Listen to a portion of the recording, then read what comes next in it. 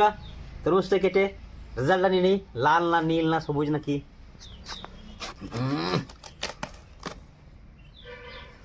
সত্যি দোকানদারের জবাব নাই, একদম গ্যারান্টি গ্যারান্টি, একদম তরমুজ লাল তো লালই।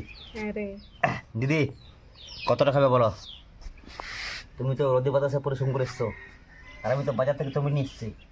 কতটা খাবে বলো? অর্ধেকটা খেয়ে নেবো আমি। অর্ধেকটা? ঠিক আছে।